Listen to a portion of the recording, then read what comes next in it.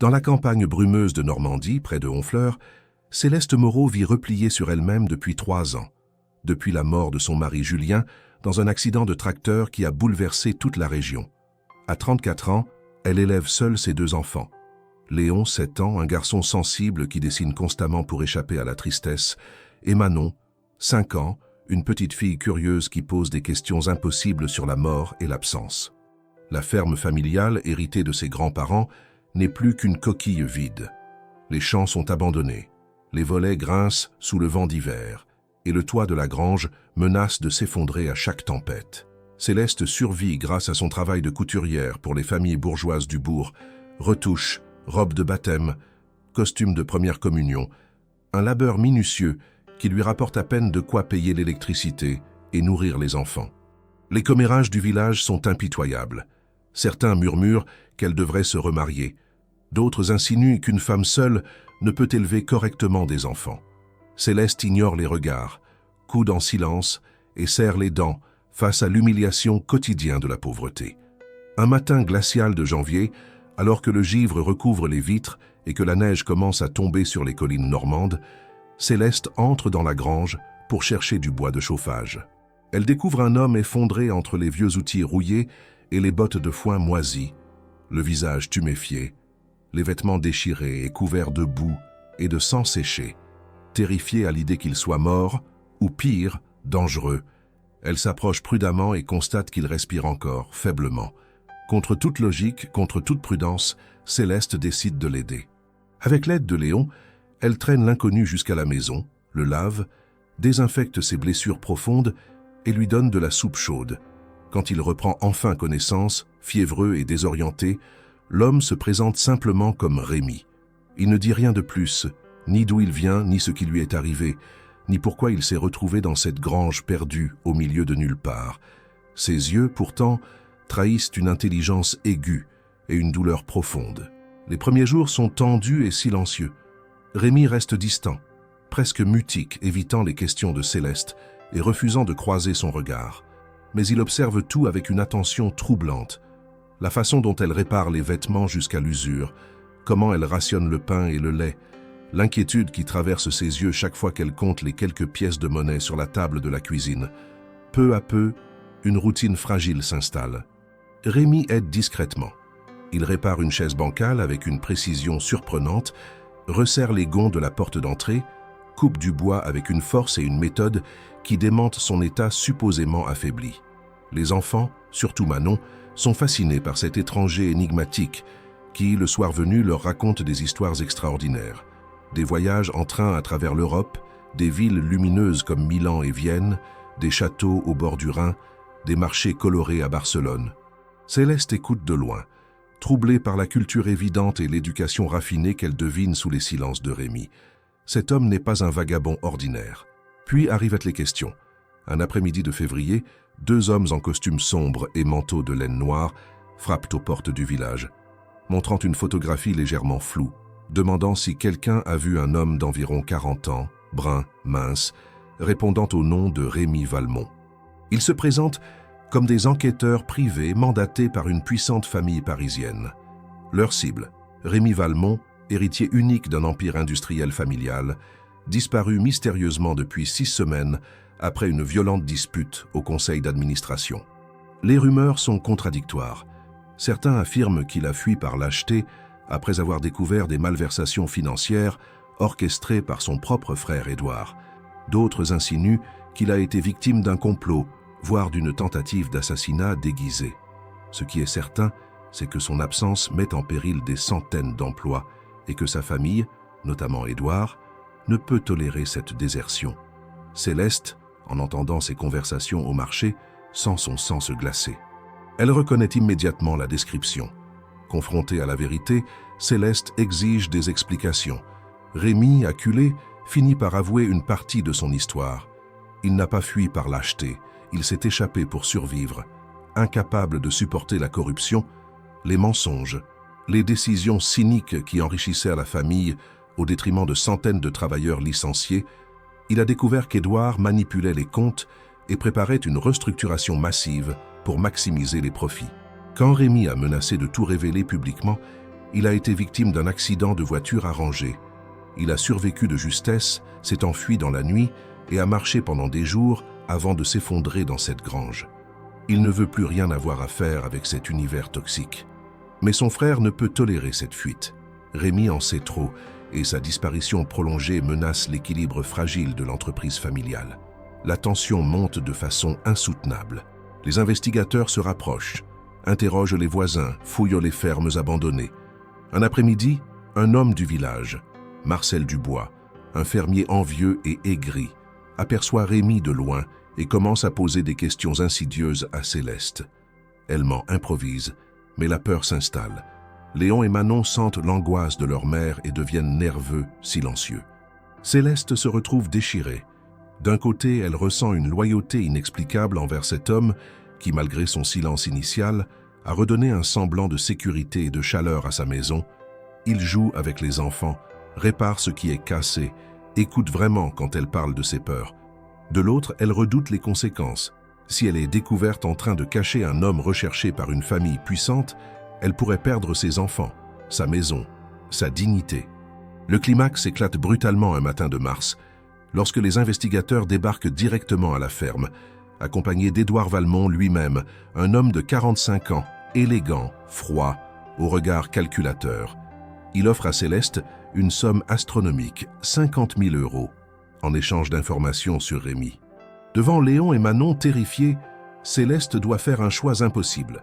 Accepter l'argent qui résoudrait instantanément tous ses problèmes financiers permettrait de réparer la maison, de scolariser les enfants dans de bonnes écoles, de vivre enfin sans cette peur constante de l'expulsion et de la misère, ou refuser par loyauté envers un homme qu'elle connaît à peine, mais qui représente quelque chose de fondamental, l'intégrité, le courage de dire non à un système pourri. Dans un moment de bravoure inattendue, Céleste regarde Édouard droit dans les yeux et ment. Elle n'a jamais vu Rémi Valmont. Elle demande aux hommes de quitter sa propriété. Mais Rémi, caché dans la chambre à l'étage, entend tout. Il comprend le sacrifice immense que Céleste vient de faire pour lui. Elle a renoncé à une fortune par simple décence humaine. Il ne peut accepter cela. Dans une décision déchirante mais nécessaire, Rémi descend les escaliers et se révèle lui-même devant Édouard et les investigateurs. Non pour retourner docilement dans sa cage dorée, mais pour affronter publiquement son frère et annoncer qu'il témoignera devant les autorités judiciaires et financières sur les malversations de l'entreprise familiale. Il ne veut plus fuir. Il accepte les conséquences, mais à ses propres conditions. Le dénouement est à la fois douloureux et libérateur. Rémi quitte la ferme sous escorte, mais pas avant d'avoir murmuré à Céleste qu'elle lui a sauvé bien plus que la vie. Elle lui a rappelé ce qu'étaient l'honneur et la bonté. Quelques semaines plus tard, un notaire se présente à la ferme avec un document légal. Un fonds fiduciaire anonyme a été établi pour Céleste Moreau et ses enfants, couvrant les réparations de la maison, l'éducation de Léon et Manon, et une rente mensuelle modeste mais suffisante pour vivre dignement. Pas de luxe, pas de richesse ostentatoire, juste assez pour qu'elle ne soit plus à la merci de la pauvreté. Rémi ne revient jamais, mais chaque année, à Noël, une lettre arrive sans adresse de retour, racontant sobrement qu'il a reconstruit sa vie loin des projecteurs, qu'il travaille maintenant dans une petite entreprise coopérative qui respecte ses employés, qu'il a trouvé une forme de paix. Céleste, elle, reste dans sa ferme rénovée, la tête haute, respectée par le village qui a fini par comprendre qu'elle avait fait preuve d'un courage exceptionnel.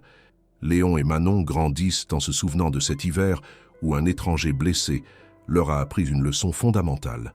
Il existe des richesses qui ne se comptent pas en billets, mais en gestes de loyauté, en refus du compromis moral et en dignité préservée face à la tentation. Céleste coud toujours, mais désormais ses mains ne tremblent plus d'angoisse. Elle sait qu'elle a fait le bon choix. Elle a sauvé bien plus qu'un homme. Elle a sauvé son âme et celle de ses enfants. Le couteau tremblait dans la main de Céleste. Elle le tenait à quelques centimètres du visage de l'homme étendu sur le sol de sa cuisine, un homme qu'elle ne connaissait pas, un homme qui avait surgi de nulle part dans sa grange et qui maintenant gisait inconscient sur le carrelage froid, le sang formant une petite mare sombre autour de sa tête. « Maman ?» La voix de Léon, petite et tremblante, venait du seuil de la porte. 7 ans. Trop jeune pour voir ça, trop jeune pour comprendre ce qui se passait. Céleste lâcha le couteau qui tomba avec un bruit métallique. Ses mains étaient maculées de sang, pas le sien, celui de l'inconnu. Elle se retourna brusquement, essayant de bloquer la vue de son fils. « Retourne dans ta chambre, Léon. Tout de suite. »« Mais maman, il y a un monsieur par terre et il y a du sang et... »« Léon !» Sa voix claqua plus fort qu'elle ne l'aurait voulu. « Monte dans ta chambre avec Manon et fermez la porte. Maintenant. » Le petit garçon recula, les yeux écarquillés de terreur, puis disparut dans l'escalier. Céleste entendit ses pas précipités, puis le claquement d'une porte à l'étage. Elle resta immobile un instant, le cœur battant si fort qu'elle entendait le sang pulser dans ses tempes. Qu'est-ce qu'elle venait de faire? Elle regarda l'homme étendu devant elle.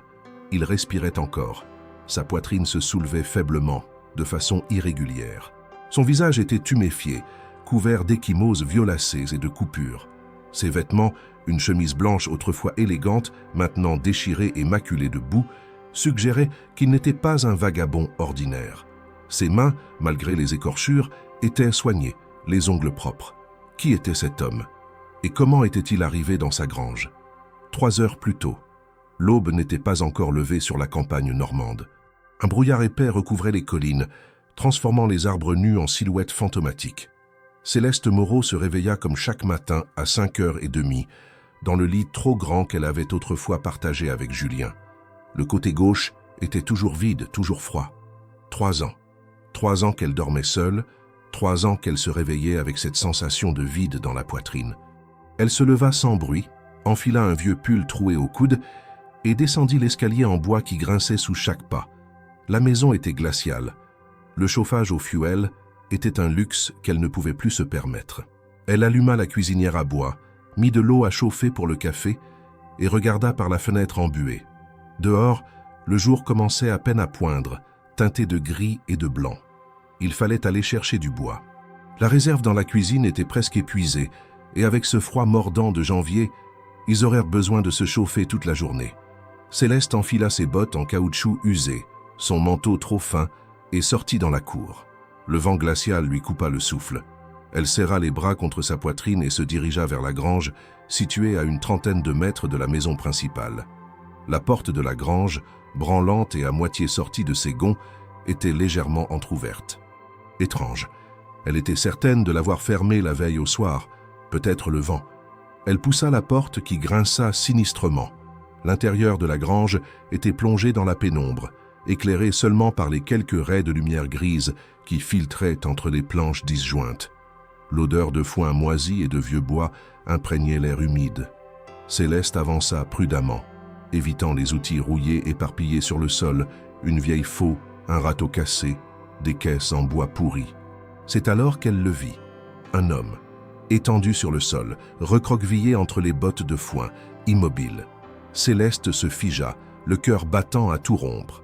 Son premier réflexe fut de reculer, de fuir, d'appeler quelqu'un. Mais qui? Le village le plus proche était à 4 kilomètres. Le téléphone de la maison était coupé depuis 2 mois. Elle n'avait pas pu payer la facture. Et elle n'avait plus de portable vendu l'année dernière pour payer les médicaments de Manon quand elle avait eu cette terrible bronchite. Elle resta là, paralysée, observant l'inconnu. Il était grand, mince, vêtu de vêtements qui avaient dû être élégants mais qui étaient maintenant déchirés, couverts de boue et de taches sombres qui ressemblaient à du sang. Ses cheveux bruns étaient collés sur son front, et même de loin, Céleste pouvait voir les blessures sur son visage. Était-il mort? Elle s'approcha lentement, prudemment, ramassant instinctivement un vieux manche de pioche cassé qui traînait par terre. Si c'était un voleur, si c'était quelqu'un de dangereux. « Monsieur ?» Pas de réponse. Elle s'agenouilla à côté de lui, tenant fermement le manche de pioche d'une main et tendit l'autre vers son cou pour chercher un pouls. Ses doigts tremblaient. Quand elle toucha sa peau glacée, l'homme eut un faible soubresaut et émit un gémissement étouffé. Il était vivant. Céleste retira sa main brusquement, reculant d'1 mètre. L'homme ouvrit légèrement les yeux gris injectés de sang, désorientés, puis les referma aussitôt, trop faibles pour les garder ouverts. Elle aurait dû partir. Elle aurait dû courir jusqu'au village, prévenir le maire, ou le vieux docteur Blanchard qui habitait près de l'église. Elle aurait dû protéger ses enfants, se protéger elle-même. Mais quelque chose la retint. Cet homme était blessé, peut-être mourant. S'il restait là, dans ce froid, il ne survivrait pas jusqu'au soir. Et elle ne pouvait pas. Elle ne pouvait simplement pas laisser quelqu'un mourir dans sa grange pendant qu'elle retournait tranquillement préparer le petit déjeuner de ses enfants. « Julien me prenait toujours pour une idiote sentimentale », murmura-t-elle pour elle-même.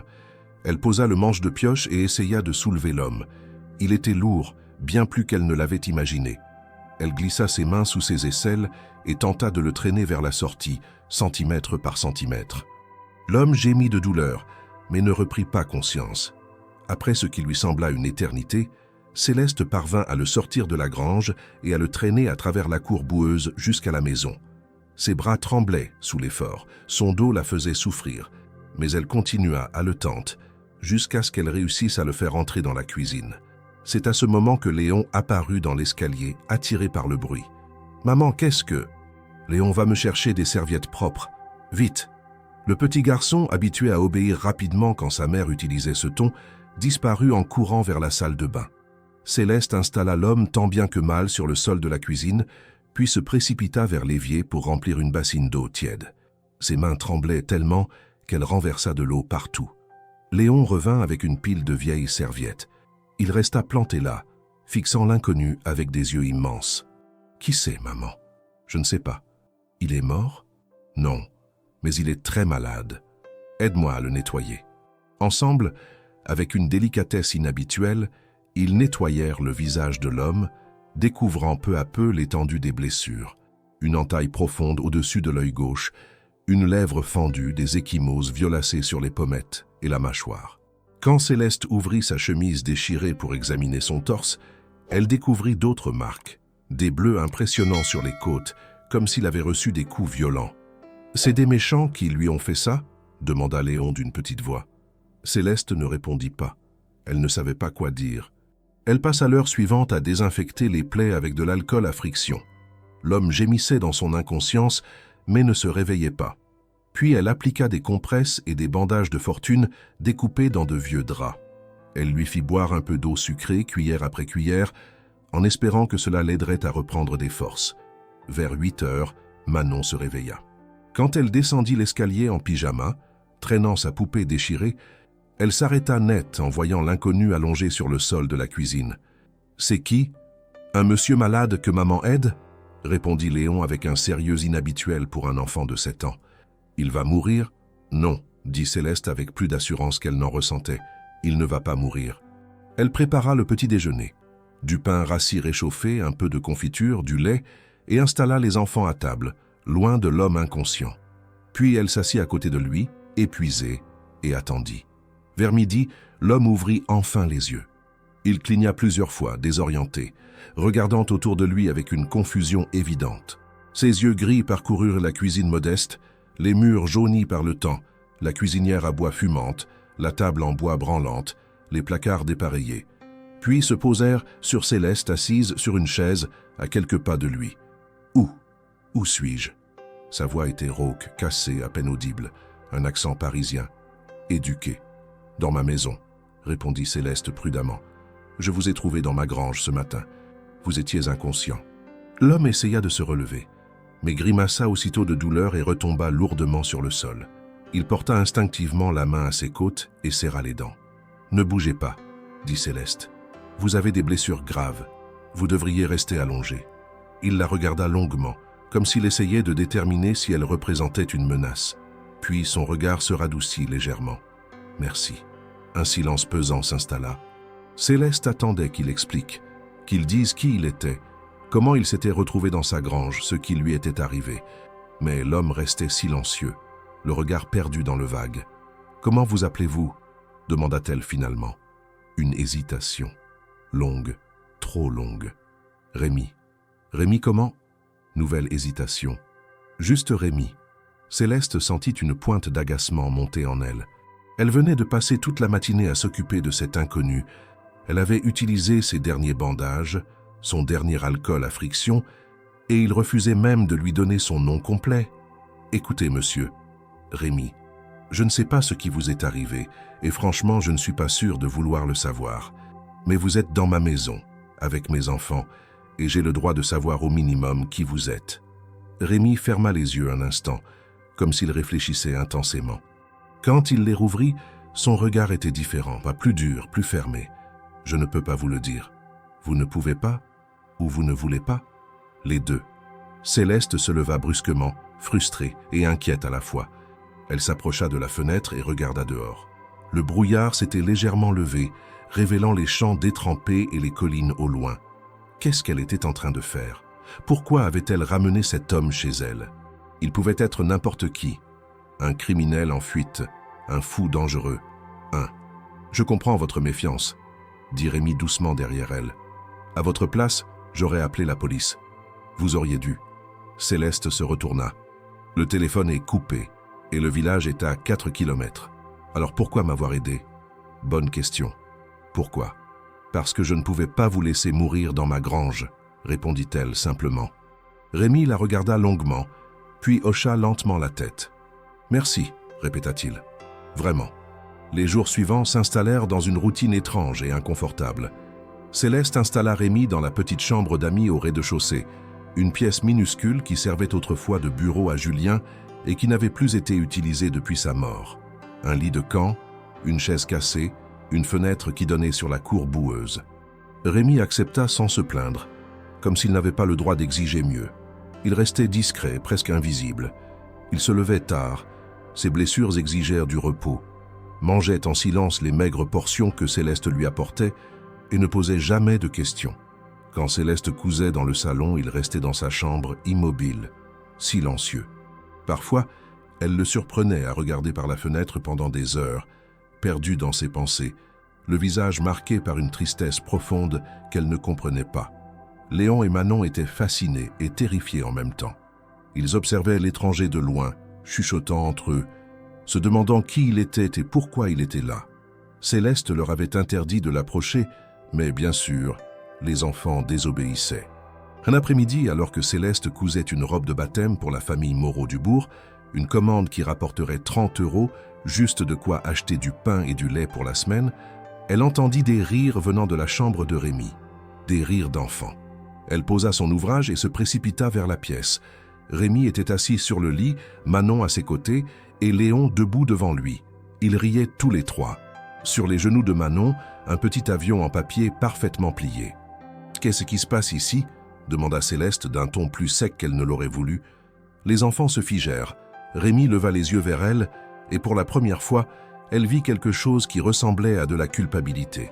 « Je leur montrais comment faire des avions en papier, » dit-il doucement. « Je suis désolé, je ne voulais pas. »« Maman, il connaît plein d'histoires, » interrompit Manon avec enthousiasme. « Il nous a raconté des trucs sur des châteaux en Italie et des trains super rapides et... » « Les enfants, sortez, maintenant. » Léon et Manon obéirent à contre-cœur, jetant des regards inquiets vers Rémi. Quand il fut reparti, Céleste referma la porte et se tourna vers l'homme assis sur le lit. « Je vous ai dit de ne pas vous approcher de mes enfants. Je sais, je suis désolé. Ils sont entrés et... Ils sont curieux, c'est normal. Mais vous êtes un adulte. Vous êtes censé comprendre. » Rémi baissa les yeux. « Vous avez raison. Ça ne se reproduira plus. » Mais Céleste voyait bien que quelque chose avait changé. Les enfants avaient aimé cette interaction. Pour la première fois depuis longtemps, ils avaient ri sans retenue, sans cette tristesse sous-jacente qui les habitait depuis la mort de leur père. Cette nuit-là, Céleste resta éveillée longtemps, fixant le plafond fissuré de sa chambre. Qui était cet homme? Pourquoi refusait-il de parler de lui? Et surtout, combien de temps allait-il rester? Une semaine passa, puis 2. Rémi allait mieux. Ses ecchymoses commençaient à s'estomper, passant du violet au jaune verdâtre. Il pouvait se déplacer sans grimacer de douleur. Et lentement, très lentement, il commença à sortir de sa coquille.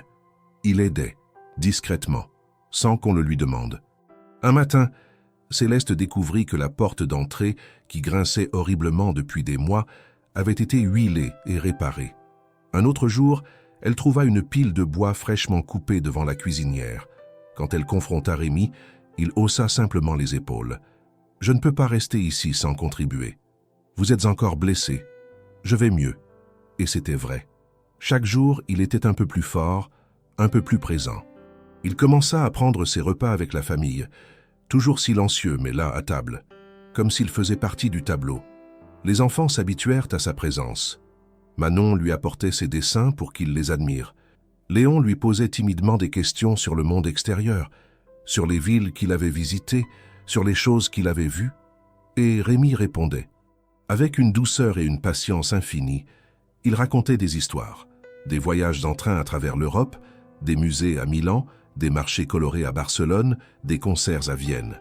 Il parlait de l'architecture gothique, des peintures de la Renaissance, des langues différentes, des cultures fascinantes. Les yeux des enfants brillaient quand il parlait, et Céleste, malgré elle, se surprenait à écouter, captivée. Cet homme avait vécu une vie que Céleste ne pouvait même pas imaginer. Une vie de richesse, de culture, de voyage. Alors que faisait-il ici dans cette ferme délabrée, au milieu de nulle part? Un soir, après avoir couché les enfants, Céleste trouva le courage de poser la question qui la hantait depuis le début.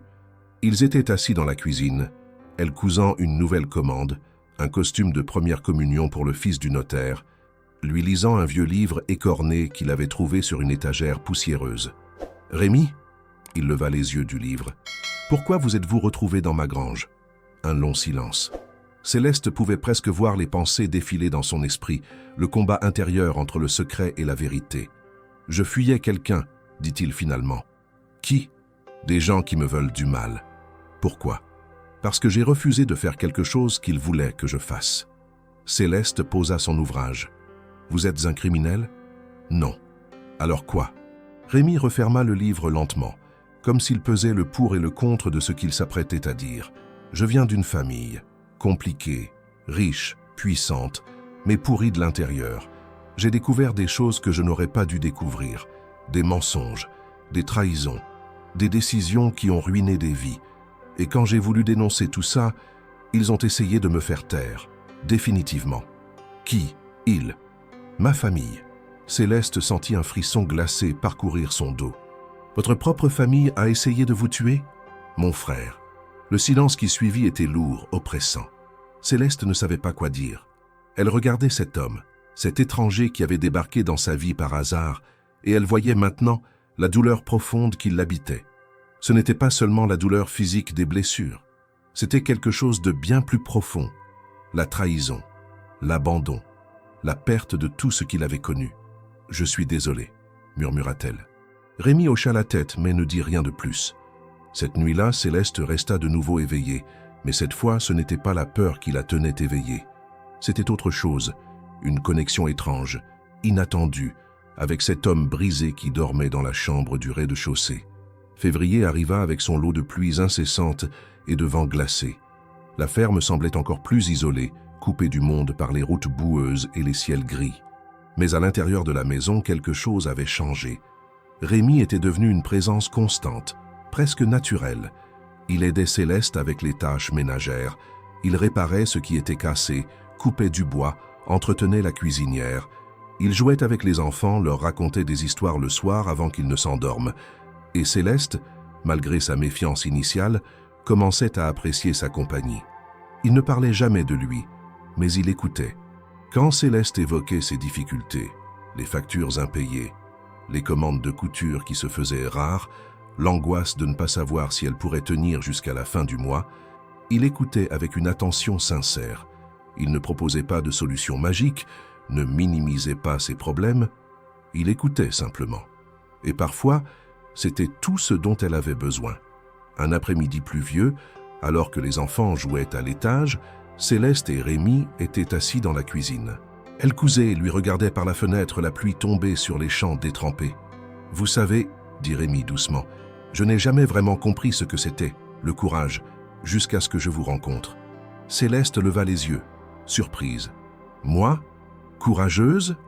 Vous élevez 2 enfants seuls, dans des conditions impossibles, et vous ne vous plaignez jamais. Vous travaillez jusqu'à l'épuisement. Vous vous privez pour qu'ils aient à manger, et vous gardez la tête haute. Oui, c'est du courage. » Céleste sentit ses joues rougir. Personne ne lui avait jamais dit quelque chose comme ça. « Je fais ce que n'importe quelle mère ferait. » Non, beaucoup abandonneraient. Vous tenez bon. Un silence confortable s'installa. Dehors, la pluie tambourinait contre les vitres. « Et vous ?» demanda Céleste. « Qu'est-ce que vous allez faire maintenant ?» Rémi détourna le regard. « Je ne sais pas. Je ne peux pas retourner là-bas. Mais je ne peux pas non plus rester ici éternellement. Pourquoi pas ? Il la regarda surpris. Parce que je suis un fardeau. Je mange votre nourriture, j'occupe votre espace, et je ne vous apporte rien en retour. Vous nous apportez beaucoup, dit Céleste doucement. Les enfants sont plus heureux depuis que vous êtes là. Ils rient davantage, ils posent des questions, ils sont curieux du monde. Ça n'a pas de prix. Rémi resta silencieux un long moment. Merci, murmura-t-il finalement. Mais Céleste voyait bien qu'il était rongé par la culpabilité. Il se sentait redevable, inutile, comme un poids mort, et elle ne savait pas comment lui faire comprendre qu'il avait tort. Puis arrivèrent les étrangers. C'était un matin de mars, froid mais ensoleillé. Céleste était au village au petit marché hebdomadaire, achetant du pain et quelques légumes avec les quelques euros qu'elle avait gagnés la semaine précédente. Elle discutait avec la boulangère, Madame Fontaine, une femme bavarde qui connaissait tous les ragots du village. « Vous avez entendu parler des deux hommes qui posent des questions ?» demanda Madame Fontaine en emballant le pain. Céleste sentit son cœur se serrer. « Quels hommes ?» Deux types en costume, très chics, très parisiens. Ils sont arrivés hier soir et ont pris des chambres à l'auberge. Ils montrent une photo d'un homme et demandent si quelqu'un l'a vu. Le sang de Céleste se glaça. « Quelle photo ?» Madame Fontaine se pencha vers elle d'un air conspirateur. Un homme d'une quarantaine d'années, brun, mince. Ils disent qu'il s'appelle Rémi Valmont et qu'il a disparu il y a 2 mois. Apparemment, c'est un héritier d'une grande famille parisienne, riche comme Crésus, paraît-il. Céleste sentit ses jambes se dérober sous elle. Elle s'accrocha au comptoir pour ne pas tomber. « Ça va, ma petite ?» demanda Madame Fontaine, inquiète. « Vous êtes toute pâle. »« Oui, ça va, c'est juste. Je me sens un peu faible. Je n'ai pas beaucoup mangé ce matin. » Elle prit son pain, paya rapidement et sortit de la boulangerie aussi vite qu'elle le put sans paraître suspecte. Son cœur battait à tout rompre. Des hommes cherchaient Rémi, des hommes en costume, des enquêteurs privés. Sa famille le cherchait. Elle courut presque jusqu'à sa vieille camionnette garée près de l'église, démarra en trombe et prit la route de la ferme. Les 4 kilomètres lui parurent interminables. Qu'allait-elle faire? Qu'allait-elle dire à Rémi? Devait-elle le prévenir? Devait-elle le chasser pour protéger ses enfants? Quand elle arriva à la ferme, elle trouva Rémi dans la cour, en train de réparer une des planches cassées de la clôture. Il leva les yeux en l'entendant arriver et sourit. Un sourire rare, mais sincère. Le sourire disparut immédiatement quand il vit son visage. Qu'est-ce qui se passe? Céleste descendit de la camionnette, les jambes tremblantes. Il y a 2 hommes au village, ils vous cherchent. Le visage de Rémi se ferma instantanément. Qu'est-ce qu'ils ont dit? Qu'ils cherchent Rémi Valmont, héritier d'une famille riche de Paris. Un long silence. Rémi lâcha le marteau qu'il tenait et se passa une main dans les cheveux. « C'est moi.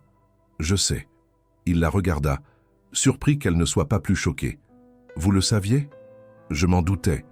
Un vagabond ordinaire ne parle pas comme vous, ne connaît pas les choses que vous connaissez. » Rémi hocha lentement la tête, puis se détourna, regardant les champs au loin. « Je dois partir. »« Où? »« N'importe où. Loin d'ici. Je ne peux pas vous mettre en danger, vous et les enfants. »« C'est trop tard pour ça, » dit Céleste d'une voix tremblante. « S'ils découvrent que vous êtes ici, qu'est-ce qu'ils vont faire? Ils vont me ramener de force. Et ils vont s'assurer que je ne puisse plus jamais parler. » Céleste sentit la peur l'envahir, mais aussi quelque chose d'autre, quelque chose qui ressemblait à de la colère. « Alors on ne les laissera pas vous trouver. » Rémi se retourna vers elle, incrédule. « Pourquoi feriez-vous ça? Pourquoi prendre ce risque? Parce que c'est la bonne chose à faire. » Et à ce moment précis, dans cette cour boueuse sous le ciel gris de Normandie, Céleste Moreau prit une décision qui allait changer sa vie pour toujours. Elle allait protéger cet homme, quoi qu'il en coûte. Les 2 hommes arrivèrent à la ferme 3 jours plus tard. Céleste les vit d'abord de loin, depuis la fenêtre de la cuisine. 2 silhouettes sombres remontant lentement le chemin boueux qui menait à la maison, leurs costumes noirs détonnant violemment avec le paysage rural. Ils marchaient avec l'assurance de gens habitués à obtenir ce qu'ils veulent, leurs chaussures de ville s'enfonçant dans la boue à chaque pas. « Rémi !» appela-t-elle d'une voix tendue. « Dans la cave, maintenant. » Il ne posa pas de questions. En 3 secondes, il avait disparu par la trappe dissimulée sous le vieux tapis du salon. Céleste replaça le tapis, vérifia que rien ne trahissait sa présence, puis se força à respirer calmement. Les enfants étaient à l'école, au moins ils seraient épargnés de cette confrontation. On frappa à la porte. 3 coups secs, autoritaires. Céleste s'essuya les mains sur son tablier, replaça une mèche de cheveux derrière son oreille et ouvrit. Les 2 hommes devant elle avaient la quarantaine, des visages durs et impassibles. Celui de gauche, plus grand, avait des cheveux gris coupés courts et des yeux bleus glacials. L'autre, plus trapu, portait des lunettes fines et tenait un carnet en cuir. « Madame Moreau ?» demanda le premier d'une voix polie mais froide. « Oui, je suis Monsieur Lacroix, et voici mon collègue Monsieur Bertrand. Nous sommes enquêteurs privés, mandatés par la famille Valmont de Paris. Nous recherchons un homme disparu. » Il sortit une photographie de sa poche et la lui tendit. C'était Rémi, une photo professionnelle prise dans ce qui ressemblait à un bureau luxueux, vêtu d'un costume impeccable, les cheveux coiffés en arrière. Un homme complètement différent de celui qu'elle cachait dans sa cave. « Avez-vous vu cet homme ?» Céleste prit la photo, feignant d'examiner attentivement le visage, alors que son cœur tambourinait dans sa poitrine. « Non, je ne crois pas. Regardez bien, madame, c'est important. Cet homme pourrait être blessé, désorienté. Il pourrait avoir demandé de l'aide. « Je vis seul ici avec mes 2 enfants, » répondit Céleste en rendant la photo. « Si un étranger s'était présenté, je m'en souviendrais. » Monsieur Bertrand, celui aux lunettes, prit des notes dans son carnet. « Nous avons des raisons de croire qu'il se trouve dans cette région, » dit Monsieur Lacroix. « Des témoins l'ont aperçu il y a environ 2 mois, marchant sur la route qui mène à votre ferme. » Céleste sentit sa bouche devenir sèche. Beaucoup de gens passent sur cette route, des randonneurs, des touristes. En plein hiver, en pleine nuit, un silence pesant s'installa. Lacroix la fixait avec une intensité qui la mettait profondément mal à l'aise. « Madame Moreau, laissez-moi être clair. Rémi Valmont est l'héritier d'un empire industriel valant plusieurs centaines de millions d'euros. Sa disparition cause des dommages considérables, financiers, mais aussi humains. Des centaines d'employés attendent des décisions que lui seul peut prendre. Sa famille est désespérée. Si vous savez quoi que ce soit, même le moindre détail, vous devez nous le dire. »« Je suis désolé, » dit Céleste d'une voix qu'elle espérait ferme. « Je ne peux pas vous aider. » Bertrand leva les yeux de son carnet. « Pourrions-nous jeter un œil autour de votre propriété ? Simplement pour être certain. Vous avez un mandat ?» Lacroix esquissa un sourire froid. « Nous n'en avons pas besoin. Nous demandons simplement votre coopération. » Alors la réponse est non. Les 2 hommes échangèrent un regard. Lacroix sortit une carte de visite de sa poche et la tendit à Céleste. « Si jamais vous vous souvenez de quelque chose, n'importe quoi, appelez ce numéro. Il y a une récompense substantielle pour toute information conduisant à retrouver Monsieur Valmont. 50 000 €. 50 000 €. Une fortune. De quoi réparer la maison, payer l'éducation des enfants pendant des années, vivre confortablement. » Céleste prit la carte d'une main tremblante. « Merci. Au revoir, messieurs. » Elle referma la porte avant qu'ils ne puissent ajouter quoi que ce soit et s'y adossa, les jambes flageolantes. Par la fenêtre, elle les regarda s'éloigner lentement, s'arrêtant de temps en temps pour examiner la grange, les champs, comme s'ils cherchèrent des indices. Quand ils eurent disparu au bout du chemin, Céleste ouvrit la trappe de la cave. Ils sont partis. Rémi remonta, le visage blême. Qu'est-ce qu'ils ont dit? Céleste lui raconta la conversation. Quand elle mentionna la récompense, elle vit quelque chose passer dans les yeux de Rémi, de la culpabilité, de la honte. « 50 000 €, murmura-t-il. « Mon Dieu, Céleste, vous auriez pu, vous devriez. Quoi? Vous vendre pour de l'argent? Résoudre tous vos problèmes? Sarci au prix de votre vie? Je ne vaux pas. Ne dites pas ça, coupa Céleste avec une véhémence qui la surprit elle-même. Ne dites jamais ça. Rémi la regarda longuement, puis détourna les yeux. Ils vont revenir, vous le savez. Je sais. Et la prochaine fois, ils ne seront peut-être pas aussi polis. Céleste sentit la peur s'enrouler autour de son cœur, mais elle redressa les épaules. Alors il faudra être plus malin qu'eux. Cette nuit-là, Céleste ne dormit pas. Elle resta éveillée dans son lit, fixant le plafond, écoutant les craquements familiers de la vieille maison. Dans sa tête, les pensées tourbillonnaient sans fin. Qu'est-ce qu'elle était en train de faire?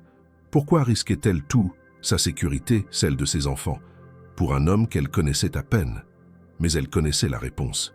Ce n'était pas vraiment une question d'amour ou d'attachement romantique.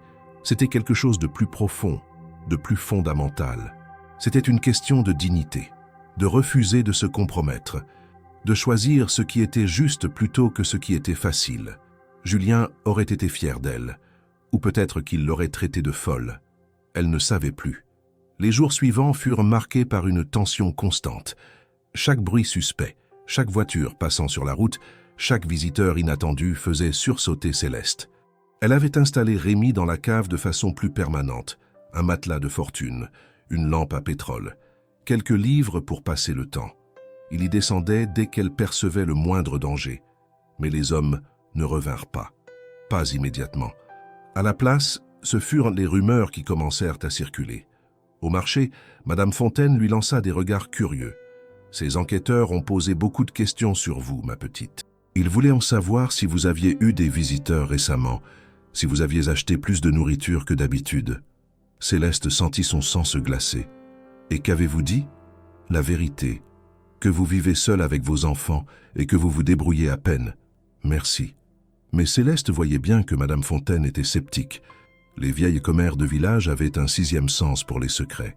Puis ce fut Marcel Dubois, le fermier voisin, qui s'arrêta un après-midi près de sa propriété alors qu'elle étendait le linge. « J'ai vu de la fumée sortir de votre cheminée à des heures bizarres, dit-il d'un ton faussement désinvolte, et j'aurais juré avoir entendu des voix d'hommes venant de chez vous. »« Vous vous trompez, » répondit Céleste sèchement. « Peut-être, ou peut-être pas. » Il s'éloigna en sifflotant et Céleste sut qu'elle venait de gagner un ennemi. Marcel Dubois avait toujours été jaloux de la propriété des Moreau, plus grande que la sienne, mieux située. Depuis la mort de Julien, il avait plusieurs fois insinué qu'une femme seule ne pouvait pas gérer une ferme et qu'elle devrait vendre. Si jamais il apprenait qu'elle cachait un fugitif recherché par des gens riches, la pression montait. Rémi passait maintenant la majorité de son temps dans la cave, ne sortant que tard le soir pour prendre l'air et se dégourdir les jambes. Il maigrissait. Son visage devenait plus émacié, ses yeux plus creusés. La culpabilité le rongeait. « Vous devriez me laisser partir », dit-il un soir alors qu'ils étaient assis dans la cuisine, les enfants endormis à l'étage. « Et aller où ? N'importe où. Loin. Je trouverai un autre endroit où me cacher. Ils vous retrouveront. Peut-être. Mais au moins, vous et les enfants serez en sécurité. » Céleste posa sa tasse de tisane. « Rémi, écoutez-moi bien. Si je vous laisse partir maintenant, c'est comme si j'avouais que je vous ai caché. Les soupçons vont se confirmer. Marcel Dubois parlera. Les enquêteurs reviendront avec des questions plus pressantes. Et cette fois, je n'aurai plus aucune défense. Alors qu'est-ce que vous proposez? Qu'on reste prudent, qu'on attende. Peut-être qu'ils finiront par abandonner. » Rémi secoua la tête. « Ils n'abandonneront jamais. Mon frère Édouard est obstiné. Et il a peur. Peur de ce que je sais, peur de ce que je pourrais révéler. Qu'est-ce que vous savez exactement ?» Rémi hésita longuement, puis se décida enfin à tout raconter. L'entreprise familiale, Valmont Industries, fabrique des composants électroniques pour l'industrie automobile. Mon père l'a construite pendant 40 ans, employant plus de 2000 personnes. Quand il est mort il y a 3 ans, j'ai hérité de la majorité des parts. Mon frère Édouard était furieux. Il voulait le contrôle. Céleste écoutait, fascinée malgré elle. Édouard a commencé à prendre des décisions unilatérales. Il a délocalisé une partie de la production en Asie pour augmenter les profits. 800 emplois perdus du jour au lendemain. Des familles entières ruinées. Et quand j'ai protesté, il m'a dit que c'était le prix du progrès, que je ne comprenais rien aux affaires modernes. Mais vous étiez le propriétaire majoritaire. Vous auriez pu l'en empêcher. J'aurais dû, mais j'étais lâche. Je me disais que peut-être il avait raison, que je devais faire confiance à son expertise. Alors j'ai laissé faire. Sa voix se brisa légèrement. Puis j'ai découvert qu'Édouard détournait des fonds, des millions d'euros transférés sur des comptes offshore. Il se servait au passage, s'enrichissait pendant que les employés perdèrent leurs emplois. J'ai confronté Édouard. Il a nié, puis il a menacé. Il a dit que si je révélais quoi que ce soit, il s'arrangerait pour que toute la responsabilité retombe sur moi, qu'il ferait de moi un criminel. Et c'est là que vous avez décidé de fuir. Non, c'est là que j'ai décidé de rassembler des preuves. J'ai fouillé dans les comptes, les emails, les documents confidentiels. J'ai tout copié, tout sauvegardé. Et quand j'ai eu assez de preuves pour le détruire, je lui ai dit que j'allais tout révéler aux autorités. Rémi s'arrêta, les mâchoires serrées. Le soir même, j'ai eu mon accident de voiture. Les freins ont lâché sur l'autoroute. Par miracle, j'ai survécu, mais j'ai compris le message. Alors j'ai disparu. Céleste sentit un frisson glacé parcourir son dos. Où sont ses preuves maintenant? Sur une clé USB que j'ai cachée avant de partir. Dans un endroit sûr. Où? Rémi la regarda dans les yeux. Je ne peux pas vous le dire. Pour votre propre sécurité. Si vous ne savez pas, vous ne pouvez pas être forcé de parler. Céleste comprit la logique, mais elle se sentait frustrée. Toute cette histoire était tellement plus grave qu'elle ne l'avait imaginée. Ce n'était pas juste un homme fuyant une famille dysfonctionnelle. C'était un témoin clé d'une fraude massive, un homme qui pouvait détruire un empire industriel et envoyer son propre frère en prison. Et elle, Céleste Moreau, petite couturière de campagne, le cachait dans sa cave. « Mon Dieu !» murmura-t-elle. « Qu'est-ce que j'ai fait ?» La situation explosa 2 semaines plus tard. C'était un dimanche après-midi. Les enfants jouaient dans la cour sous la surveillance discrète de Rémi, qui restait près de la porte de la cave, prêt à disparaître au moindre signe de danger. Céleste préparait le dîner dans la cuisine, une soupe de légumes, du pain, rien de luxueux mais nourrissant. Elle entendit le bruit d'un moteur, plusieurs moteurs en fait. Son cœur bondit dans sa poitrine.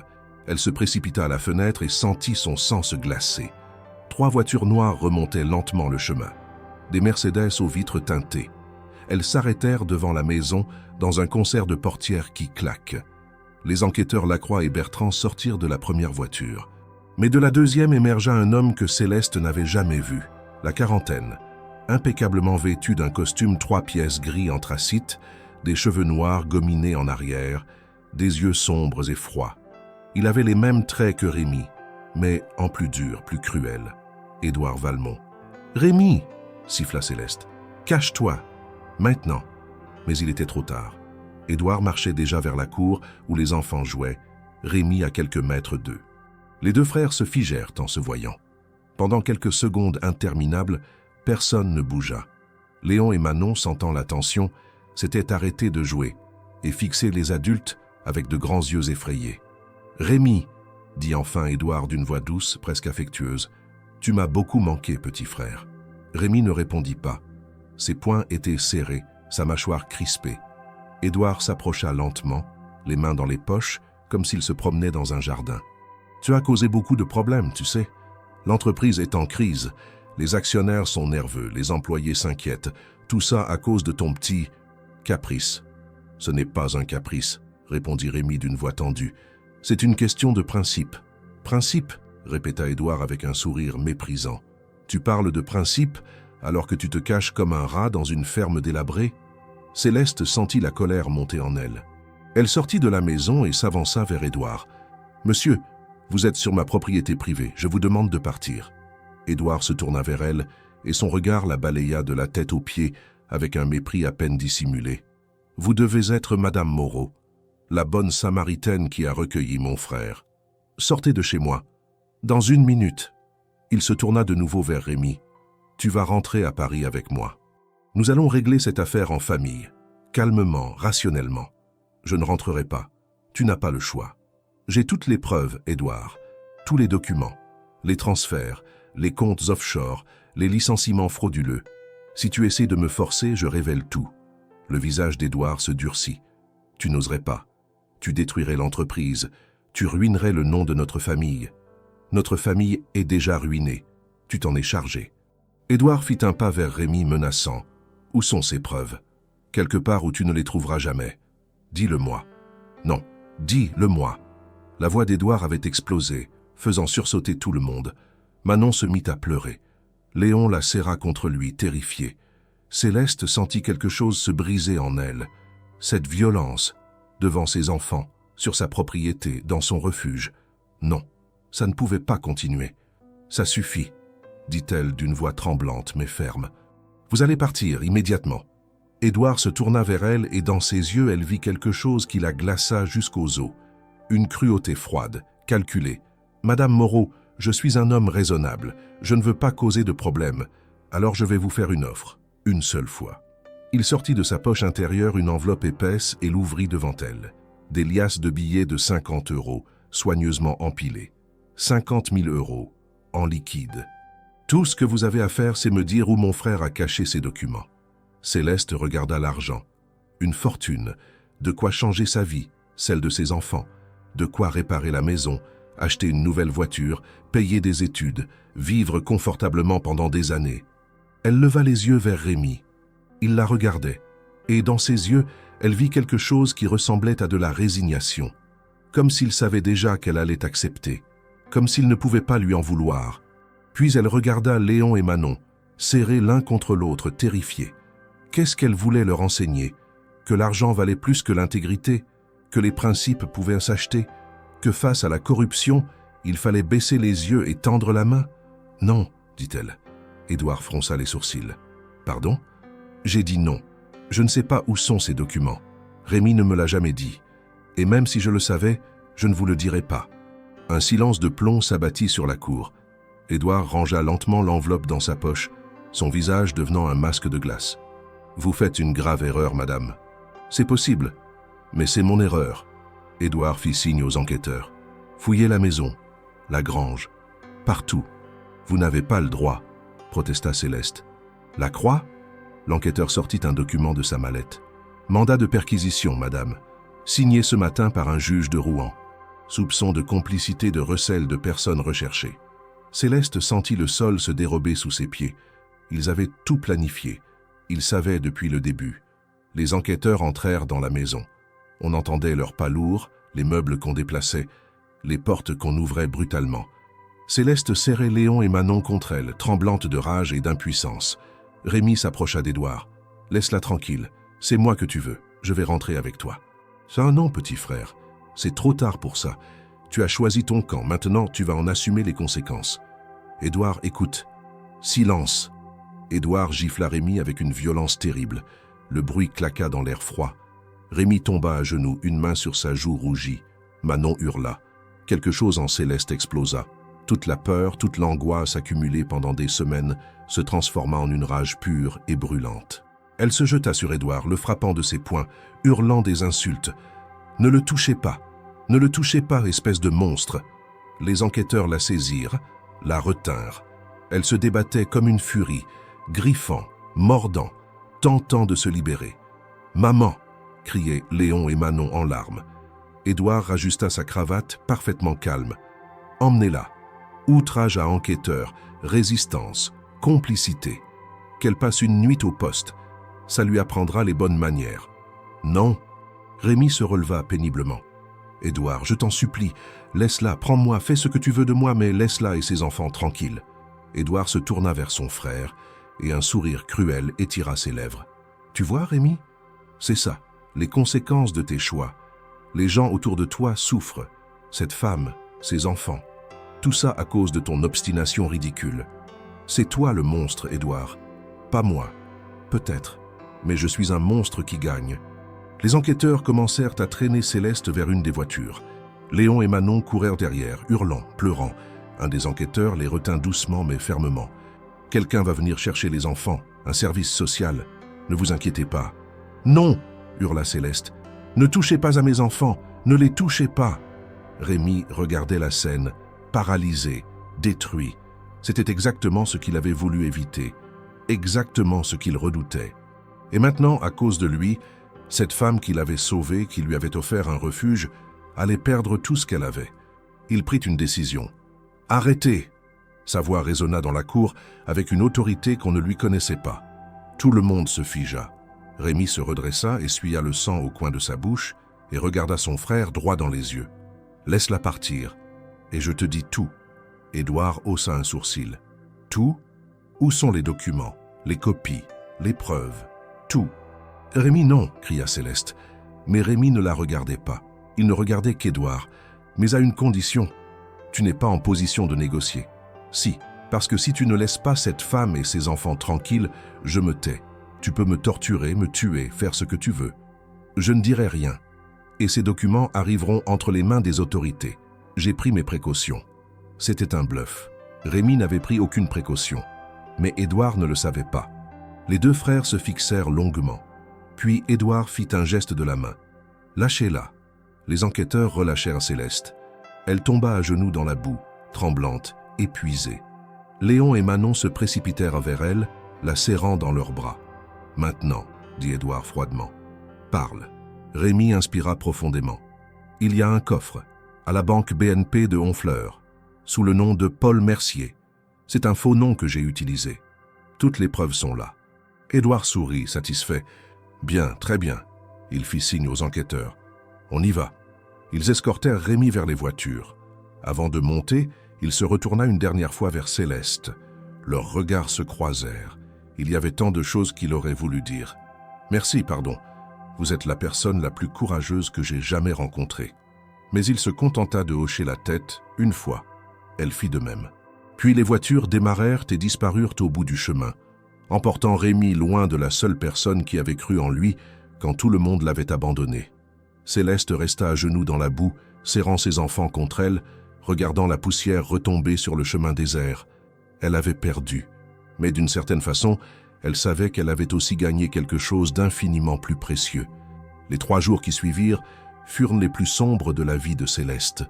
Elle ne dormait plus, elle ne mangeait plus. Elle restait assise à la table de la cuisine, fixant le vide, rejouant sans cesse la scène dans sa tête. Le gifle, le cri de Manon, le regard résigné de Rémi avant qu'il ne monte dans la voiture. L'impression qu'elle avait tout perdu sans même comprendre comment. Léon et Manon tournaient autour d'elle comme des fantômes silencieux. Ils avaient cessé de poser des questions après la première nuit, quand leur mère avait fondu en larmes sans pouvoir s'arrêter, recroquevillée sur le sol de la cuisine, sanglotant jusqu'à l'épuisement.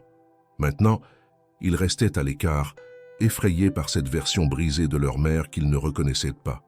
Le 4e jour, Madame Fontaine se présenta à la ferme avec un panier de provisions. « Ma petite, » dit-elle doucement, en posant le panier sur la table. « Tout le village sait ce qui s'est passé.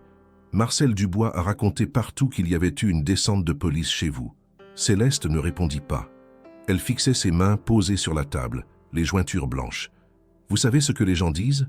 Céleste secoua la tête. « Ils disent que vous êtes une femme courageuse, qu'on vous a proposé une fortune et que vous avez refusé, qu'on a essayé de vous intimider et que vous avez tenu bon. »« Je n'ai rien fait de courageux, » murmura Céleste d'une voix cassée. « J'ai juste... je ne pouvais pas. » Elle ne termina pas sa phrase. Les larmes menaçaient de revenir. Madame Fontaine s'assit à côté d'elle et prit sa main dans les siennes, ridées et chaudes. « Ma petite, écoutez-moi bien. Dans ce monde pourri où tout s'achète et se vend, où l'argent dicte tout, vous avez fait quelque chose de rare. Vous avez choisi la dignité. Et ça, personne ne peut vous l'enlever. »« Mais il est parti, » dit Céleste, et sa voix se brisa. « Ils l'ont emmené et je ne sais même pas ce qu'ils vont lui faire. Ce n'est pas votre faute. Si, j'aurais dû. Je ne sais pas. J'aurais dû faire autrement. Vous avez fait exactement ce qu'il fallait. » Madame Fontaine resta 1 heure, préparant du thé, obligeant Céleste à manger quelque chose, parlant doucement de tout et de rien pour combler le silence oppressant. Quand elle partit, elle laissa le panier de provisions et une enveloppe. « C'est de la part de quelques familles du village. Pour vous aider. » Céleste ouvrit l'enveloppe. 300 € en billets froissés. Une petite fortune pour des gens qui n'avaient eux-mêmes pas grand-chose. Elle fondit de nouveau en larmes. 1 semaine passa, puis 2. Lentement, très lentement, Céleste commença à émerger du brouillard. Elle devait continuer. Pour Léon, pour Manon. Ils avaient besoin d'elle forte, présente, même si elle ne se sentait ni l'un ni l'autre. Elle reprit son travail de couture. Les commandes affluaient, les gens du village, touchés par son histoire, lui apportaient des retouches, des réparations, parfois des créations entières. Certains payaient le double du prix habituel, refusant qu'elle leur rende la monnaie. « C'est pour les enfants », disait-il simplement. La solidarité discrète de ces gens simples, qui n'avaient eux-mêmes pas grand-chose, réchauffa peu à peu le cœur glacé de Céleste. Elle n'était pas seule. Elle ne l'avait jamais été. Mais les nuits restaient difficiles. Dans le silence de sa chambre, elle pensait à Rémi. Où était-il maintenant? Qu'est-ce qu'Édouard lui avait fait après avoir récupéré les documents? Était-il emprisonné quelque part dans un manoir parisien? Avait-il été forcé de signer des papiers renonçant à ses droits? Ou pire encore, était-il même encore vivant? Cette pensée la terrifiait plus qu'elle ne voulait l'admettre. Elle avait connu cet homme pendant à peine 2 mois. 2 mois de silence, de secret, de distance prudente. Et pourtant, il avait laissé une marque indélébile, dans la façon dont il écoutait vraiment quand elle parlait, dans sa douceur avec les enfants, dans son refus obstiné de retourner dans un monde qu'il savait corrompu, même si cela signifiait vivre caché comme un fugitif. Il lui avait rappelé qu'il existait encore des gens intègres, des gens qui choisissaient le difficile plutôt que le facile, des gens qui préféraient souffrir plutôt que de compromettre leurs principes. Et maintenant, il avait sacrifié ses principes pour la sauver, elle. La culpabilité la rongeait. Mars céda la place à avril. Les champs autour de la ferme commencèrent à reverdir. Les arbres bourgeonnaient. Le printemps apportait avec lui une lumière nouvelle, plus douce, qui transformait le paysage normand. Un matin, Céleste décida de réparer la grange. C'était une tâche qu'elle repoussait depuis des années, trop coûteuse, trop difficile, trop tout. Mais maintenant, avec l'argent que le village lui avait donné et quelques économies durement gagnées, elle pouvait au moins colmater les trous les plus importants. Elle passa une semaine entière à travailler sur le toit, clouant des planches neuves, remplaçant les tuiles cassées, consolidant les poutres branlantes. Le travail physique l'aidait à ne pas penser. Ses mains étaient couvertes d'ampoules, ses muscles endoloris, mais c'était une douleur saine, productive. Léon l'aidait après l'école, lui tendant les outils, tenant les planches. Il ne parlait jamais de Rémi, mais Céleste savait qu'il y pensait. Elle avait trouvé, caché sous son oreiller, un des avions en papier que Rémi lui avait appris à faire. Manon, elle, dessinait. Des dessins obsessionnels du même homme, une silhouette mince aux cheveux bruns, toujours debout près d'une maison. Dans certains dessins, il souriait. Dans d'autres, il pleurait. « Tu penses qu'il va revenir ?» demanda Manon un soir, alors que Céleste l'abordait. Céleste caressa les cheveux de sa fille. « Je ne sais pas, mon cœur. Moi, je pense qu'il va revenir. Parce qu'il nous aimait bien. Oui, je crois qu'il nous aimait bien. Alors il va revenir. » Céleste ne répondit pas. Elle ne voulait pas briser l'espoir fragile de sa fille avec la réalité cruelle qu'elle connaissait. Rémi ne reviendrait jamais. Puis, un matin de mai, 3 mois après le départ de Rémi, un homme en costume frappa à la porte. Céleste sentit son cœur bondir. Pas encore, pas de nouveau. Elle n'avait plus la force. Mais quand elle ouvrit, ce n'était pas un enquêteur. C'était un homme d'une 60aine d'années, aux cheveux gris et aux lunettes rondes, portant une mallette en cuir usé. Il avait l'air d'un professeur ou d'un fonctionnaire retraité. « Madame Moreau ?»« Oui, je suis maître Delorme, notaire à Honfleur. Puis-je entrer ?» Céleste hésita puis s'écarta pour le laisser passer. Ils s'installèrent à la table de la cuisine. Maître Delorme ouvrit sa mallette et en sortit plusieurs documents. « Madame, je suis ici concernant une affaire qui vous concerne directement. Il y a quelques semaines, un fonds fiduciaire a été créé à votre nom et à celui de vos enfants, Léon et Manon Moreau. » Céleste le regarda, confuse. « Un fonds? Quoi? Un fonds fiduciaire. C'est une somme d'argent placée sur un compte bloqué dont vous êtes la bénéficiaire. Ce fonds a été établi de façon anonyme, conformément aux lois françaises, et je suis mandaté pour gérer son administration. »« Ah, je ne comprends pas. Qui a fait ça ? Je ne suis pas autorisé à révéler l'identité du donateur, mais je peux vous expliquer les termes. » Maître Delorme sortit un document dactylographié. Le fonds s'élève à 300 000 €. Céleste crut avoir mal entendu. « Pardon ? 300 000 €. Cet argent est destiné à 3 usages spécifiques. Premièrement, la réparation complète de votre propriété, incluant la maison, la grange et toutes les installations nécessaires pour rendre l'exploitation viable. Deuxièmement, l'éducation de vos enfants, de l'école primaire jusqu'à l'université si nécessaire. Troisièmement, une rente mensuelle de 1 500 € versée chaque mois jusqu'à ce que votre plus jeune enfant atteigne l'âge de 18 ans. Céleste sentit ses jambes se dérober. Elle dut s'accrocher à la table pour ne pas tomber. Ce n'est pas possible. Je vous assure que si. Tous les documents sont légaux et ont été validés par les autorités compétentes. Mais qui ? Pourquoi ? Maître Delorme referma la mallette et se leva. Je ne peux pas répondre à ces questions, madame. Tout ce que je peux vous dire, c'est que la personne qui a établi ce fonds souhaitait que vous puissiez vivre dignement, sans peur de la pauvreté, et que vos enfants aient toutes les chances de réussir dans la vie. Il posa une carte de visite sur la table.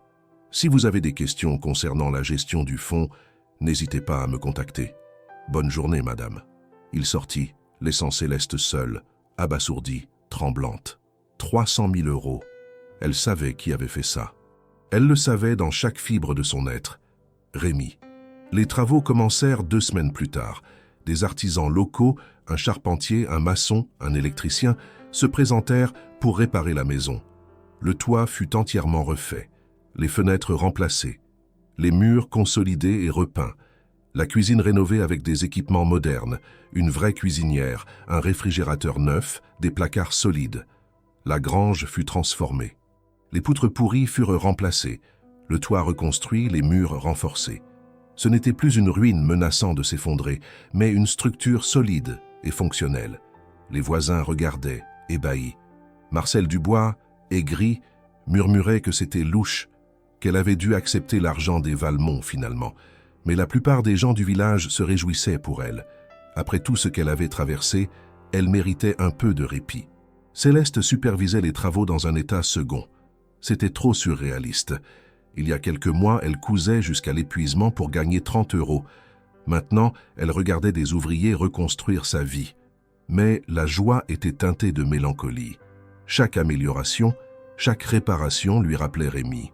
C'était lui qui avait fait ça. Lui qui, malgré tout ce qu'il avait perdu, avait trouvé un moyen de tenir sa promesse silencieuse. La protéger. Où était-il maintenant? L'été arriva. La maison était méconnaissable, propre, lumineuse, chaleureuse. Léon et Manon avaient à chacun leur chambre, avec des lits neufs et des étagères remplies de livres. La cuisine sentait bon le pain frais et la confiture maison. Le jardin, soigneusement entretenu, débordait de légumes et de fleurs. Céleste avait même pu embaucher une jeune fille du village, Amélie, pour l'aider avec les travaux de couture. Les commandes affluaient. Elle avait maintenant une réputation qui dépassait les limites du bourg. Des clientes venaient de Honfleur, même de Deauville, pour ses créations. Financièrement, elle était en sécurité. Émotionnellement, elle était toujours brisée. Elle pensait à Rémi chaque jour. Chaque soir, avant de s'endormir, elle se demandait s'il était libre, s'il avait trouvé la paix, s'il pensait parfois à elle et aux enfants. Un matin d'août, alors qu'elle arrosait les géraniums devant la maison, elle remarqua une voiture inconnue garée au bout du chemin. Une vieille Peugeot bleue, discrète, poussiéreuse. Son cœur bondit. Elle posa l'arrosoir et s'approcha lentement. La portière s'ouvrit et un homme en sortit. Ce n'était pas Rémi, c'était un inconnu. La cinquantaine, les cheveux poivre et sel, des lunettes fines, vêtues simplement d'un jean et d'un pull. Il tenait une enveloppe à la main. « Madame Moreau ?»« Oui. »« Je m'appelle Henri Roussel. J'étais un ami de Rémi Valmont. » Céleste sentit son cœur s'accélérer. « Vous le connaissez ?»« Oui. Puis-je vous parler ?» Ils s'installèrent sur le banc devant la maison, sous le grand chêne centenaire qui ombrageait la cour. Henri Roussel regardait les champs, l'air pensif. « Rémi m'a parlé de vous, » dit-il doucement. « Il m'a raconté comment vous l'aviez trouvé dans votre grange, comment vous l'aviez soigné, protégé, alors que vous n'aviez aucune raison de le faire. »« Où est-il » demanda Céleste, la voix tremblante. Henri hésita.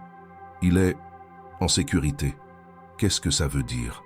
Après que son frère Édouard a récupéré les documents, il y a eu des complications. Les preuves que Rémi avait cachées étaient accablantes. Édouard a essayé de les détruire, mais Rémi avait fait des copies. Plusieurs copies, placées chez différentes personnes de confiance, dont moi. Henri sortit une cigarette, puis se ravisa en voyant les fleurs. Quand Édouard a compris qu'il ne pourrait pas faire disparaître les preuves, il a paniqué. Il a essayé de convaincre Rémi de mentir, de dire que les documents étaient du falsifié, qu'il avait tout inventé par jalousie. Rémi a refusé. Alors Édouard a essayé de l'acheter, puis de le menacer. Rien n'a fonctionné. Et alors Rémi est allé voir les autorités. La police financière, le procureur, il a tout révélé. Les détournements, les licenciements frauduleux, les comptes offshore. Édouard a été arrêté il y a 2 mois. Il est en prison en attente de son procès. Céleste sentit une vague de soulagement la submerger. Et Rémi a disparu. Le soulagement se transforma en angoisse. Comment ça, disparu? Après avoir témoigné, il est parti. Il a dit qu'il ne voulait plus rien avoir à faire avec le monde qu'il avait quitté. Il a vendu ses parts de l'entreprise, créé un fonds pour les employés licenciés et il est parti. Je ne sais pas où. Il ne veut pas que quiconque le sache. Mais pourquoi? Henri se tourna vers elle, et dans ses yeux, elle vit une tristesse profonde, parce qu'il a été détruit par cette affaire, par la trahison de son frère, par les mensonges, par la violence. Il m'a dit qu'il avait besoin de recommencer à zéro, loin de tout, loin de tous. Céleste sentit les larmes monter. Il ne reviendra jamais? Je ne sais pas. Henri lui tendit l'enveloppe qu'il tenait. Il m'a demandé de vous remettre ceci. Céleste prit l'enveloppe d'une main tremblante. Elle était cachetée avec son nom écrit à la main. L'écriture de Rémi, élégante, soignée. Je vous laisse, dit Henri en se levant. Prenez soin de vous, madame. Rémi. Rémi vous admirait énormément. Il disait que vous étiez la personne la plus courageuse qu'il ait jamais rencontrée. Il monta dans sa voiture et partit, laissant Céleste seule avec l'enveloppe. Elle resta assise longtemps sous le chêne, la tenant entre ses mains, n'osant pas l'ouvrir. Finalement, elle décacheta l'enveloppe et en sortit une lettre. « Chère Céleste, je ne sais pas par où commencer. Les mots me semblent toujours insuffisants quand il s'agit de vous. Vous m'avez sauvé la vie. Non seulement dans votre grange ce matin de janvier, mais chaque jour que j'ai passé dans votre maison. Vous m'avez rappelé ce que signifiait être humain.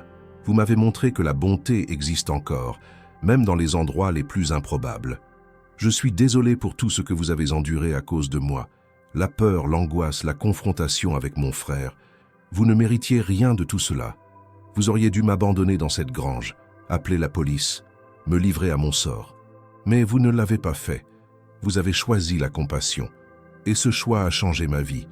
Grâce à vous, j'ai trouvé le courage de faire ce qui était juste, de témoigner contre Édouard, de révéler la vérité, de me battre pour que justice soit faite.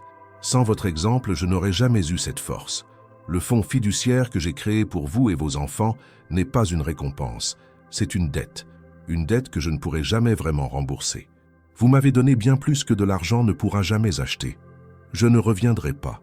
Je sais que c'est égoïste, mais j'ai besoin de disparaître, de reconstruire quelque chose de neuf, loin de tout ce que j'ai connu. Je ne veux plus être Rémi Valmont, héritier, homme d'affaires, symbole d'un monde que je méprise. Je veux juste être, moi, qui que ce soit. Mais je veux que vous sachiez une chose. Chaque jour de ma nouvelle vie, où qu'elle me mène, je penserai à vous, à votre courage, à votre dignité, à la façon dont vous avez tenu bon alors que le monde entier s'effondrait autour de vous.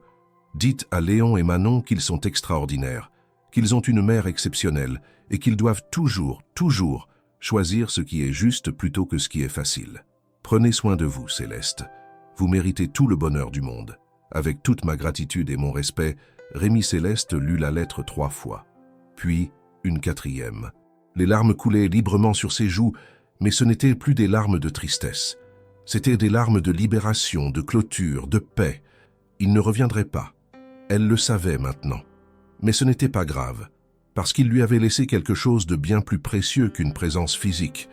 Il lui avait laissé la preuve qu'elle avait fait le bon choix, que son courage n'avait pas été vain, que dans un monde où tout s'achète et se vend, il existait encore des choses intouchables, la dignité, l'intégrité, la loyauté. Elle plia soigneusement la lettre et la rangea dans la poche de sa robe. Puis elle se leva, essuya ses larmes et rentra dans la maison. Léon et Manon jouaient dans le salon construisant une tour avec des cubes en bois. Ils levèrent les yeux en la voyant entrer. « Maman, tu vas bien ?» demanda Léon, inquiet. Céleste s'agenouilla et les serra dans ses bras. « Oui, mon chéri, je vais bien, très bien même. »« Tu pleures, » remarqua Manon. « Parfois, on pleure quand on est heureux. Pourquoi t'es heureuse ?» Céleste regarda autour d'elle. La maison rénovée, lumineuse, les enfants en bonne santé, le futur qui s'ouvrait devant eux plein de possibilités. « Parce que tout va bien se passer, » dit-elle doucement. « Je le sais maintenant. Tout va bien se passer. » Les années passèrent. Léon grandit pour devenir un jeune homme réfléchi, passionné par l'architecture. Il entra à l'école des Beaux-Arts de Paris grâce au fonds fiduciaire qui finançait ses études. Il revenait chaque été à la ferme, aidant sa mère avec les réparations, dessinant des plans pour agrandir la grange, transformer la propriété en quelque chose de plus grand. Manon devint une artiste talentueuse, ses tableaux exposés dans des galeries locales, puis, progressivement, à Paris et au-delà. Ses œuvres, des paysages normands, des scènes rurales, des portraits de femmes fortes, touchaient quelque chose de profond chez les spectateurs. Céleste, elle, continua son travail de couturière, mais à ses propres conditions. Elle créait maintenant des pièces uniques, vendues à des prix décents, et formait de jeunes apprentis du village. Sa maison devint un lieu de rencontre, de solidarité, où les femmes se réunissaient pour coudre, parler, partager leurs histoires. Elle ne se remaria jamais. Certains hommes du village tentèrent leur chance, mais elle refusait poliment. Elle avait aimé Julien de tout son cœur, et même si le temps avait adouci la douleur, elle ne voulait pas remplacer ce qu'ils avaient partagé. Quant à Rémi, elle ne le revit jamais. Mais chaque année, à Noël, une lettre arrivait. Jamais d'adresse de retour, toujours un cachet postal différent, une fois de Lyon, une autre fois de Bordeaux, puis de Lille, de Strasbourg.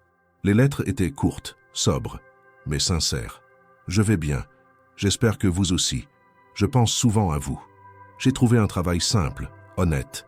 Je dors enfin en paix. Je travaille maintenant dans une coopérative agricole. Je cultive des légumes. C'est humble, mais c'est juste. Les enfants doivent être grands maintenant. J'espère qu'ils sont heureux. » Céleste gardait toutes les lettres dans une boîte en bois, cachée dans sa chambre. Parfois, les soirs d'hiver, quand la maison était silencieuse et que les enfants dormaient, elle les relisait, se remémorant cet hiver étrange où un homme brisé était entré dans sa vie et lui avait appris ce que signifiait vraiment le courage. 20 ans plus tard, Céleste avait 54 ans.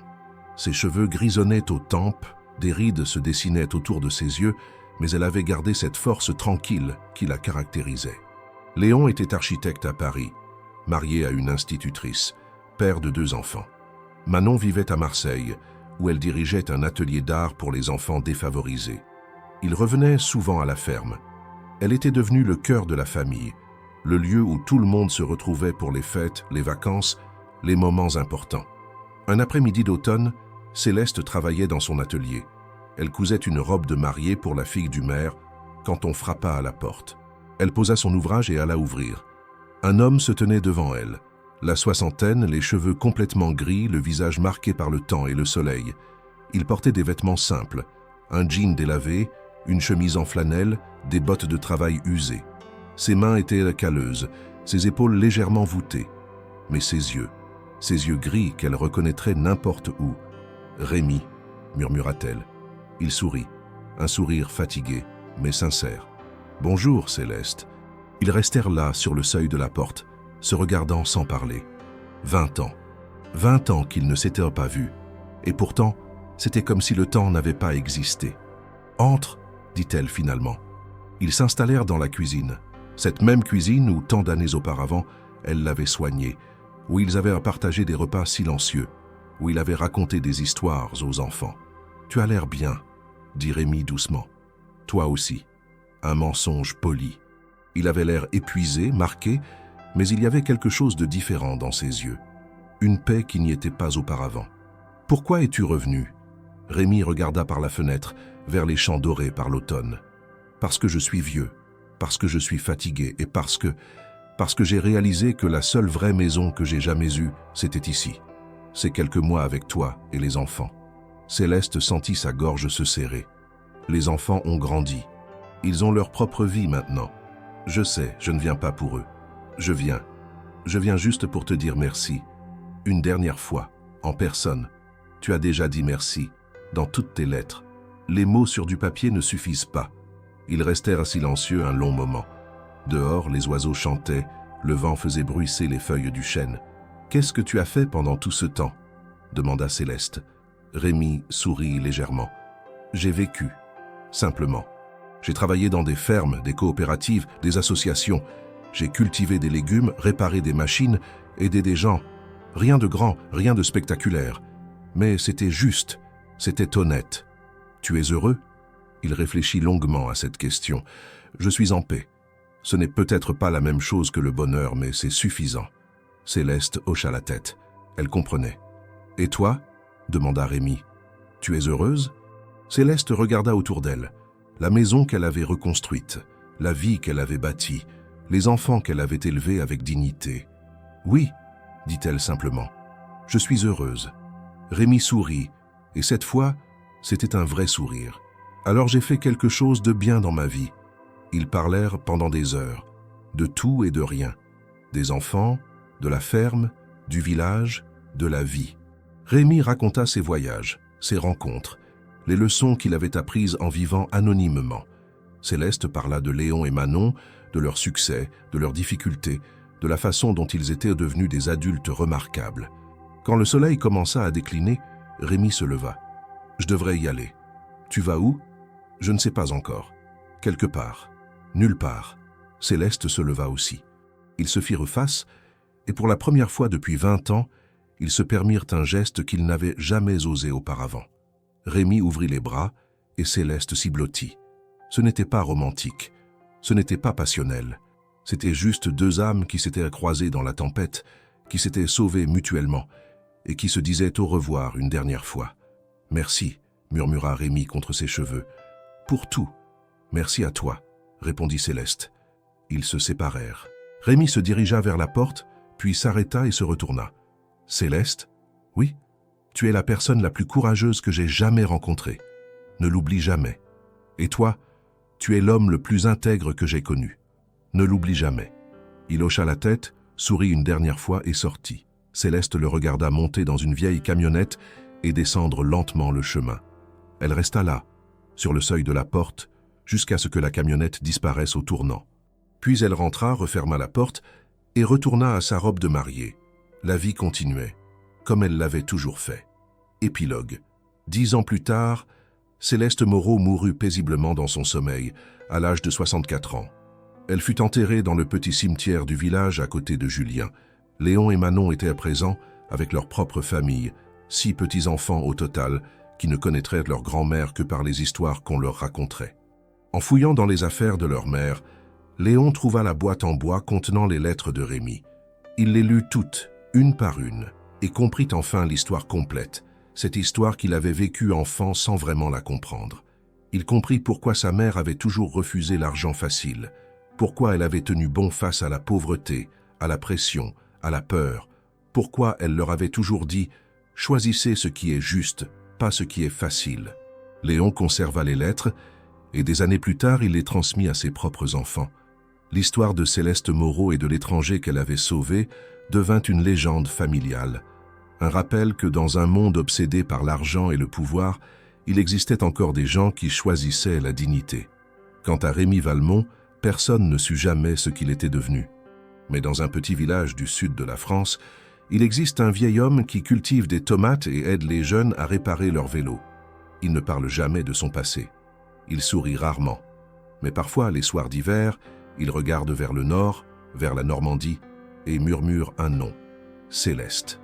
Et quelque part dans le vent qui traverse les champs, dans la lumière dorée qui filtre à travers les arbres, dans le silence paisible d'une ferme restaurée, une femme courageuse continue de veiller sur ceux qu'elle a aimés, parce que le courage ne meurt jamais, il se transmet, de génération en génération, pour toujours.